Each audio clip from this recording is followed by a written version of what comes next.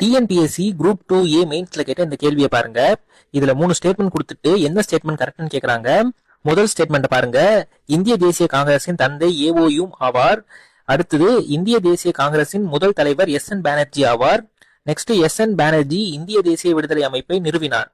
இதுல எது கரெக்ட்னு கேக்குறாங்க. இதுக்கான ஆன்சர் எங்க இருக்குன்னு பாத்தீங்கன்னா, பேராசிரியர் டாக்டர் கா வெங்கடேசனோட இந்திய தேசிய இயக்க வரலாறு இந்த புக்ல இருக்கு.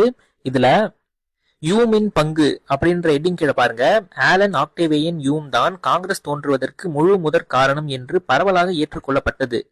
காங்கிரசின் முதல் தலைவரான டபிள்யூ.சி. பானர்ஜி யூமை காங்கிரசின் தந்தை என்று வர்ணித்தார். காங்கிரசின் தந்தைன்னு சொல்லிட்டு யூமை சொன்னது யாருன்னு கூட இனி வர எக்ஸாம்ல கேட்கலாம். ஸோ இதுவும் பார்த்துக்கோங்க. நெக்ஸ்ட் இந்த ஸ்டேட்மெண்ட் பாருங்க, சுரேந்திரநாத் பானர்ஜி என்ற பேராகிராஃப்ல 1919 1920 காங்கிரஸ் நடத்திய ஒத்துழையாமை இயக்கத்தை எதிர்த்து இவரும் சத்ரபால் தேஜ் பகதூர் சாப்ரு, சி சங்கரன் நாயர், ஜின்னா ஆகியோருடன் சேர்ந்து காங்கிரஸை விட்டு வெளியேறினார். இந்தியன் லிபரல் ஃபெடரேஷன் என்ற அமைப்பை துவக்கினார். இப்ப இந்த கேள்விப்படி பாத்தீங்கன்னா ஸ்டேட்மெண்ட் 1 and 3 தான் கரெக்ட். ஸ்டேட்மெண்ட் 2 வந்து தப்பு. ஏன்னா இங்க எஸ்.என். பானர்ஜின்னு இருக்கு. ஆக்சுவலா இங்க டபிள்யூ.சி. பானர்ஜி வரணும். ஸோ ஆப்ஷன் பி தான் கரெக்ட் ஆன்சர்.